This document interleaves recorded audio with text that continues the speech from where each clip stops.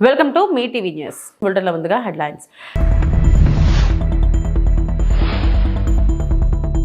జగన్ వైఖరిని రాయలసీమ ప్రజలే తప్పుపడుతున్నారు. మంత్రి నిమ్మల రామానాయుడు.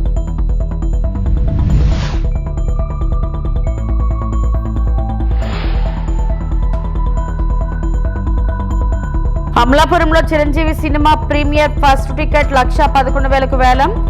టికెట్ను దక్కించుకున్న మెగా అభిమాని మోకా సుబ్బారావు.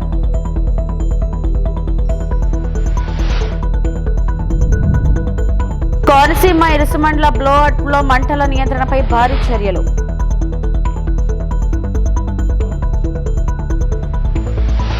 మాజీ ముఖ్యమంత్రి వైసీపీ అధినేత వైఎస్ జగన్మోహన్ రెడ్డి వైఖరిని రాయలసీమ ప్రజలే తప్పుపడుతున్నారని జలవనరుల శాఖ మంత్రి నిమ్మల రామానాయుడు విమర్శించారు.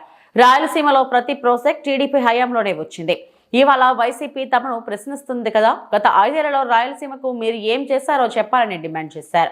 కేవలం సినిమా సెట్టింగులు వేసి పూర్తి కాని ప్రాజెక్టులను ప్రారంభించారని ఆరోపించారు.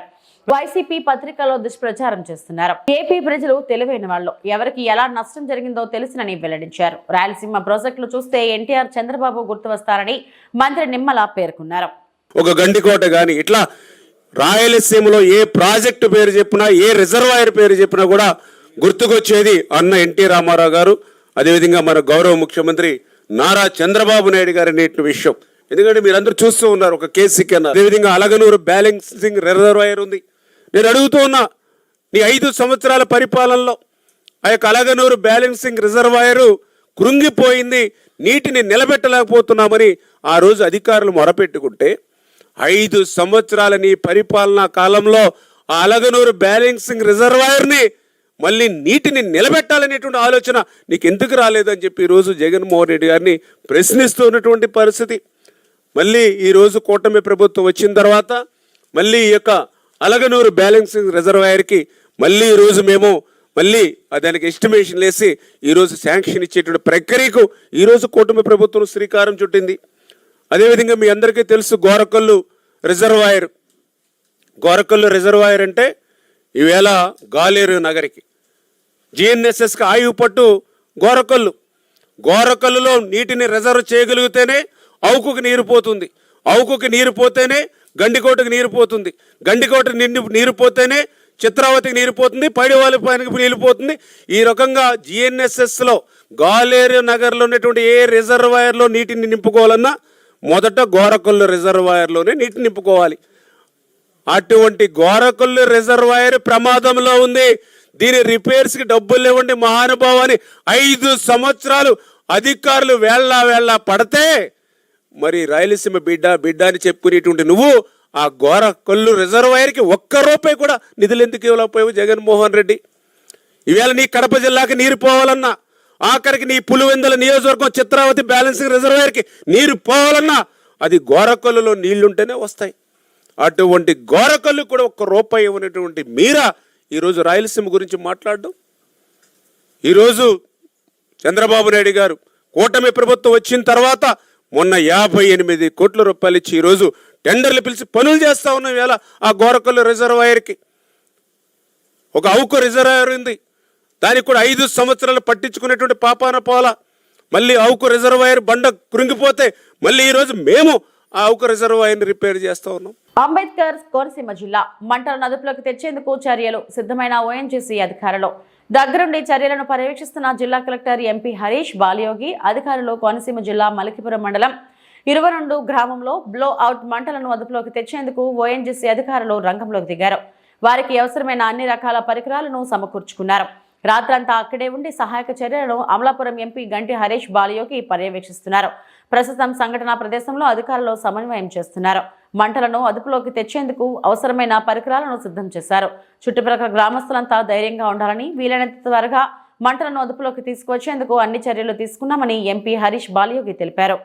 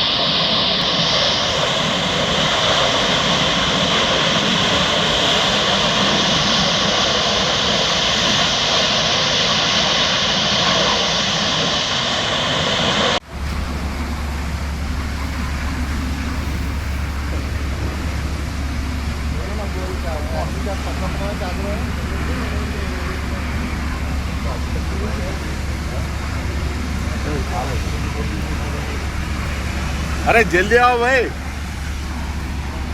फास्ट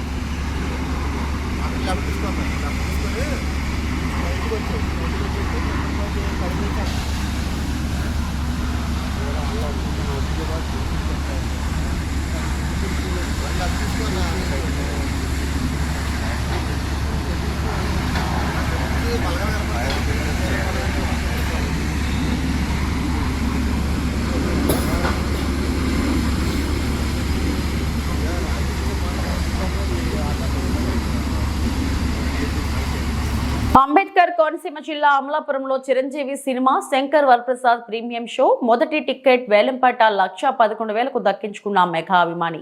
అంబేద్కర్ కోనసీమ జిల్లా అమలాపురంలో చిరంజీవి సినిమా మన Shankar Varaprasad cinema premium show మొదటి టికెట్ వేలంపాటకు భారీగా పాల్గొన్న మెగా అభిమానులు. మొదటి టికెట్ 1,11,000కు వేలంపాటలో దక్కించుకున్న మెగా అభిమాని బీజేపీ నాయకుడు మోకా సుబ్బారావు. హోరాహోరీగా జరిగిన వేలంపాటలో టికెట్ దక్కించుకునేందుకు పోటీపడ్డ మెగా ఫ్యాన్స్. వేలంపాటలో టికెట్ ను దక్కించుకున్న సుబ్బారావును సన్మానించిన మెగా అభిమానులు. వేలంపాటలో వచ్చిన 1,11,000 మెగా చారిటబుల్ ట్రస్ట్ కి డొనేట్ చేస్తామని తెలిపిన మెగా అభిమానుల సంఘ నాయకులు. శంకర్ వరప్రసాద్ సినిమా టికెట్ వేలంపాట సందర్భంగా ఈ రాష్ట్రంలో 9 సెంటర్లలో టికెట్ వేలం పెట్టారు. అలాగే అమలాపురంలో కూడా మన ఏడు శ్రీని గారు, నల్లా చిట్టుబాబు గారు టీం అందరూ కలిసి ఈ రోజు వేలంపాటను కొనసాగించడం జరిగింది. ఈ వేలంపాటలో నేను 1,11,000కి టికెట్ ని దక్కించుకోవడం జరిగింది. చాలా నాకు ఆనందంగా ఉంది. ఎందుకంటే నేను గతంలో కూడా ఓజీ సినిమా టికెట్ 64,000 వరకు వెళ్ళాను. అక్కడ నాకు టికెట్ రావడం జరగలేదు. ఈ వేళ ఎంతైనా పాడాలనుకున్నాను. 1,11,000 కాదు, 1,50,000 సరే ఈ టికెట్ పాడదలుచుకోవడానికి వచ్చాను నేను. ఈ టికెట్ రావడం నాకు చాలా ఆనందదాయకం. ఎందుకంటే చిరంజీవి గారు మన గోదావరి జిల్లాలో పుట్టి అనేక సినిమాలు తీసి చిన్నప్పటి నుంచి కూడా ఆయన ఎంతో కష్టపడి పైకి వచ్చి చిరంజీవి గారిని ఆదర్శంగా తీసుకుని యువత అందరూ కూడా ఈవేళ చాలా సన్మార్గంలో ఉంటున్నారు. అలాగే ఆయన ఐ బ్యాంక్ కానీ బ్లడ్ బ్యాంక్ కానీ అనేక ప్రాణదాతలను ఎంతో మందిని ఆయన రక్షించినటువంటి వ్యక్తి చిరంజీవి గారి ఆశయాలకు అనుగుణంగా నేను నడవాలన్న ఉద్దేశంతో ఈ రోజు నేను ఈ టికెట్ను పాడటం జరిగింది. ఇక్కడ వచ్చిన మేనేజ్మెంట్కి, ఏడి శ్రీని గారికి, నల్లా చిట్టుబాబు గారికి, అందరికీ కలవకొల తాతాజీ గారికి, కంచిపల్లి లబ్బులు గారికి అందరికీ కూడా పేరు పేరున ధన్యవాదాలు తెలియజేస్తున్నాను. అలాగే ఎలక్ట్రానిక్ మీడియా పత్రికా విలేకరులందరికీ కూడా పేరు పేరున ధన్యవాదాలు తెలియజేస్తున్నాను. అలాగే సోషల్ మీడియా వర్కర్స్ అందరికీ కూడా, ప్రెస్ వాళ్ళందరికీ కూడా, ఇక్కడ వచ్చినటువంటి వాళ్ళు ఎంతమంది ఉంటే అంతమందికి కూడా ప్రతి ఒక్కరికి 1,000 రూపాయలు చొప్పున నేను టికెట్ తీసి మీకు ఇస్తాను తప్పనిసరిగాని. అందరికీ పద్మ విభూషణ్ మెగాస్టార్ డాక్టర్ చిరంజీవి గారికి ముందుగా మన శంకర్ వరప్రసాద్ విజయోత్సవంలో భాగంగా ఈ రోజు స్టేట్ మొత్తం మీద 9 సెంటర్లో మొదట బెనిఫిట్ షో టికెట్ పెట్టమని చెప్పడం జరిగింది. ఆ రోజు హైదరాబాద్లో మీటింగ్లో చిరంజీవి గారి కుమార్తె సుస్మిత గారు, నిర్మాత సాహు గారు సమక్షంలో మీటింగ్లో చెప్పడం జరిగింది. ముందుగా మా అమలాపురం సెంటర్ని అనౌన్స్మెంట్ చేసినందుకు మా అఖిల భారత చిరంజీవత గౌరవాధ్యక్షులు రవణ స్వామి గారికి ప్రత్యేక అభినందన తెలియజేసుకుంటూ ఈ రోజు వేలంపాటలో అమలాపురం నుంచి రాష్ట్ర బీజేపీ నాయకులు మోకా సుబ్బారావు గారు 1,11,000 రూపాయలకి టికెట్ కొనుగోలు చేసిన మాకు అందరికీ చాలా ఆనందకరం. ఆయన గతంలో ఓజీ కూడా 63,000 దాకా వచ్చిన ఆ రోజు జనసేన అభిమాని గుర్రం జీకే గారు పాడుకోవడం జరిగింది.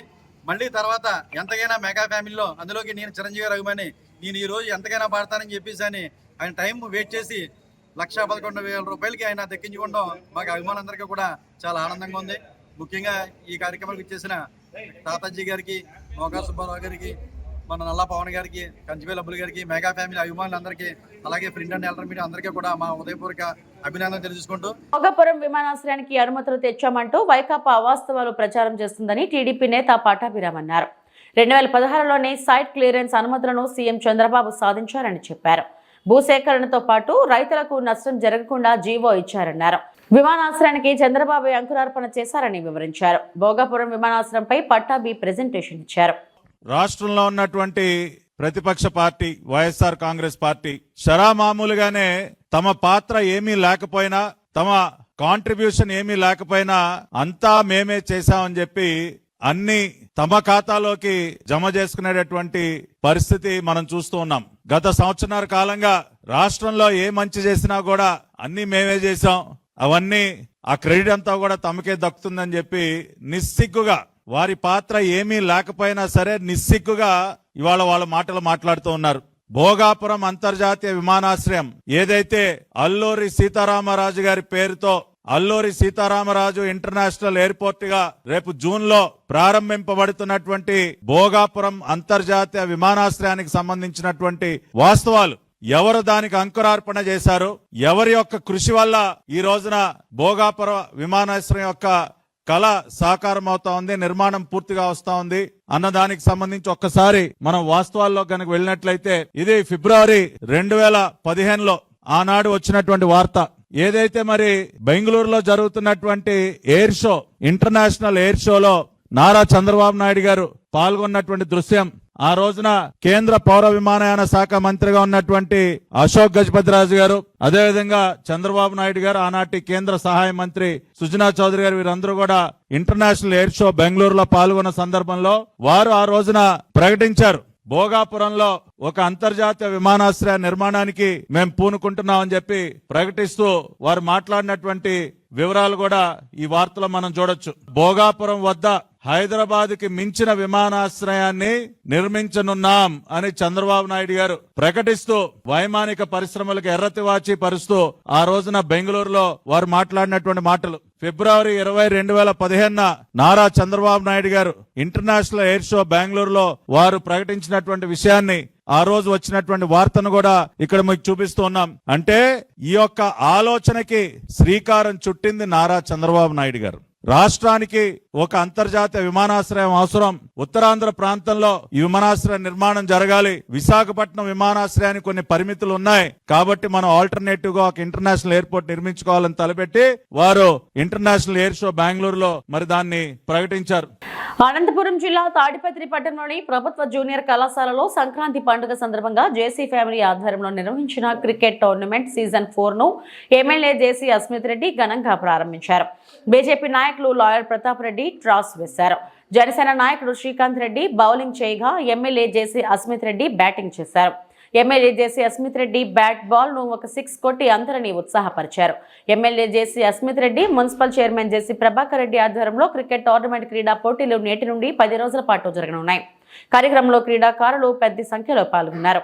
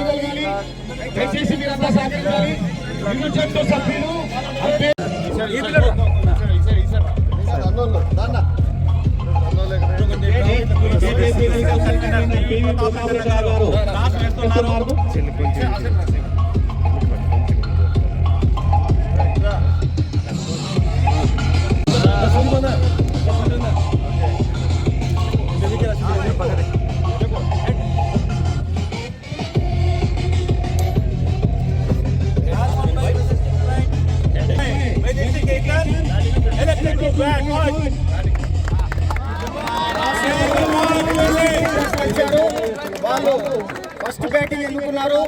ఇక దయచేసి మనం అంతా ఇక్కడ నుంచి రావాలి.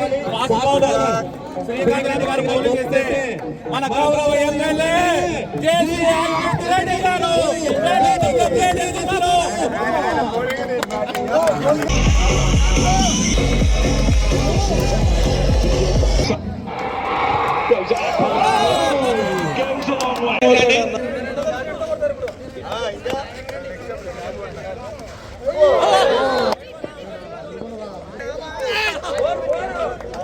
Viplav Hood. What a shot! Go on, start. దయచేసి జట్టు సభ్యులు తప్ప మిగతా వారందరూ గ్రౌండ్ ఖాళీ చేయండి.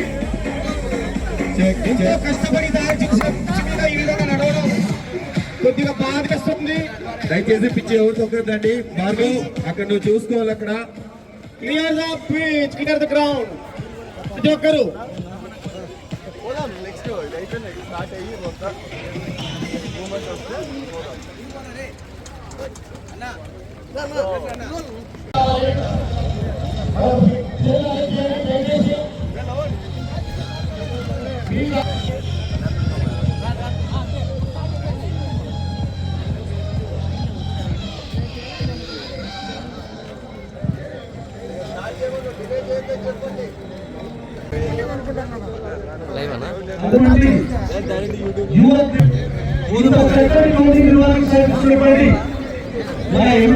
ఒక్కసారి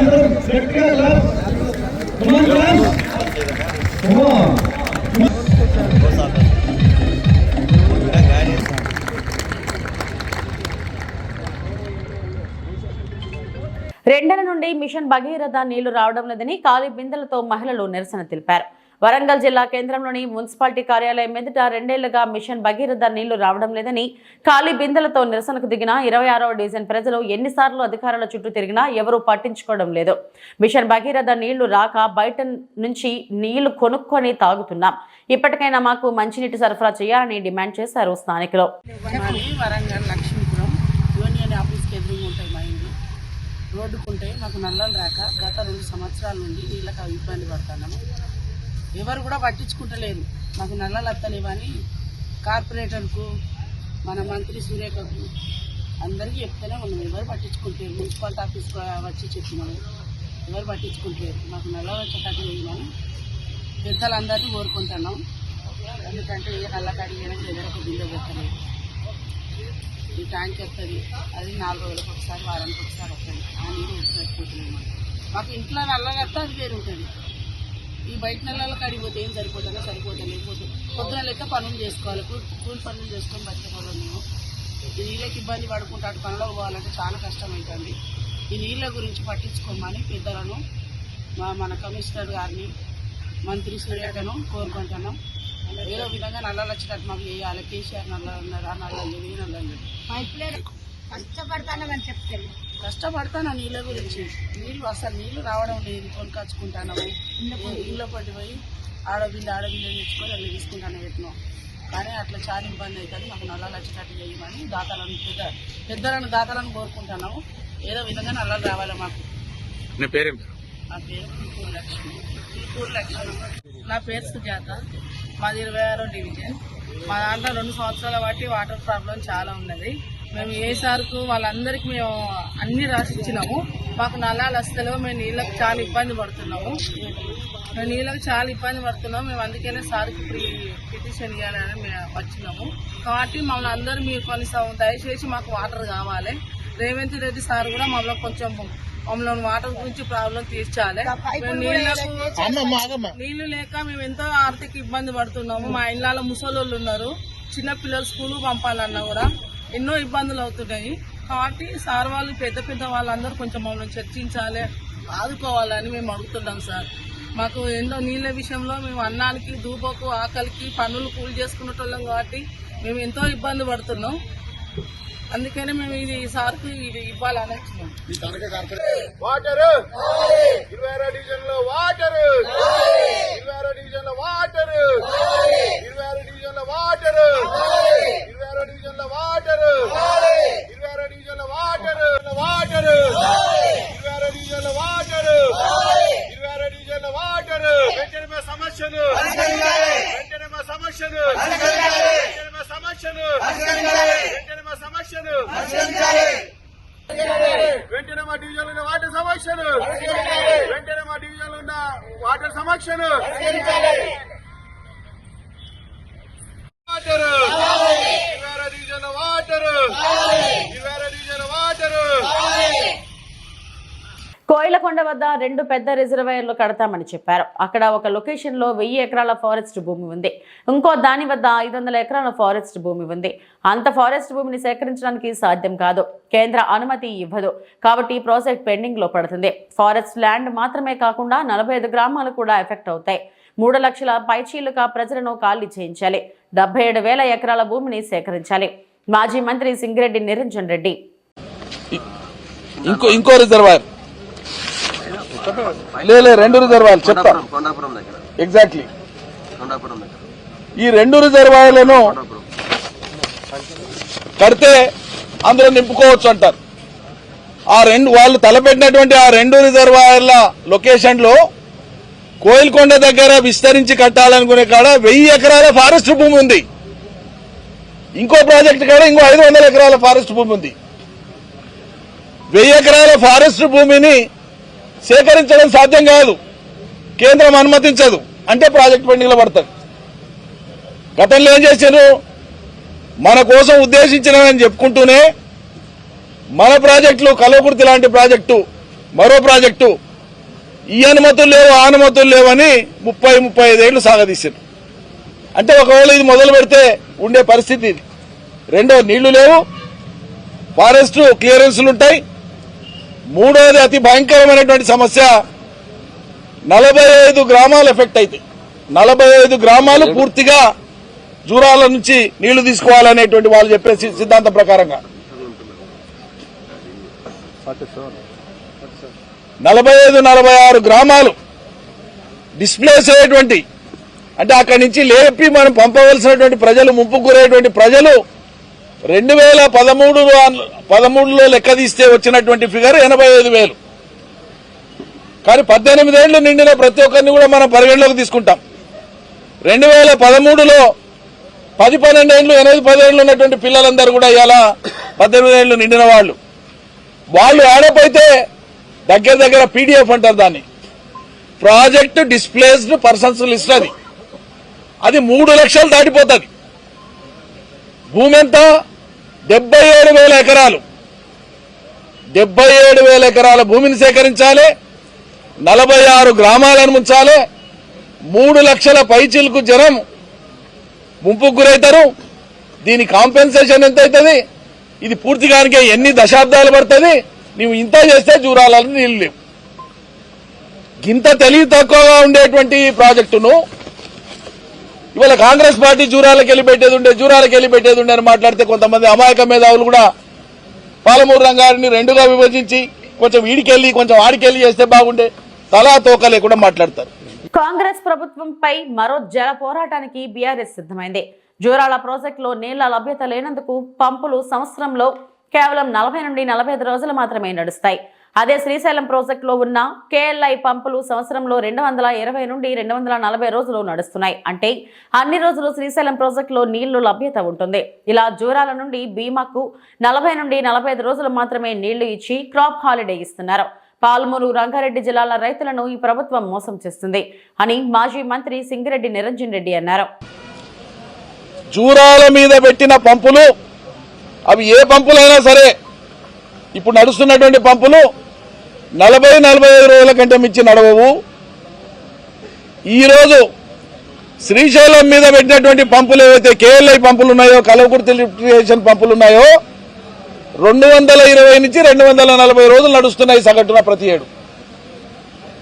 అంటే శ్రీశైలంలో నీళ్ల లభ్యత ఉంది కాబట్టే మీకు కావలసినన్ని రోజులు పంపులు నడుస్తాయనడానికి నడుస్తున్న కేఎల్ఐ పంపులు సాక్ష్యం అయితే, జూరాలలో నీళ్లు లేవనడానికి అది తెలివితక్కువతనం అని చెప్పడానికి 40-45 రోజులకు పంపులు బంద్ అవుతాయి.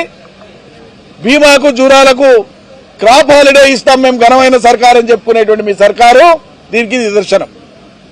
ఈ తెలివితక్కువతనం ప్రజల్లోకి పోవాలనేటువంటి ఉద్దేశంతోనే మరో జల పోరాటానికి శ్రీకారం చుడుతున్నది బీఆర్ఎస్. ఇది కేవలం పాలమూరు ప్రయోజనం, రంగారెడ్డి ప్రయోజనం, నల్గొండ ప్రయోజనం, కృష్ణానది జలాల మీద హక్కు భుక్తమైనటువంటి అసలు సిసలు హక్కుదారుల యొక్క న్యాయమైనటువంటి పోరాటం ఇది. ఇవి ఇప్పటివరకు నా బులెటిన్ అప్డేట్స్. నమస్తే.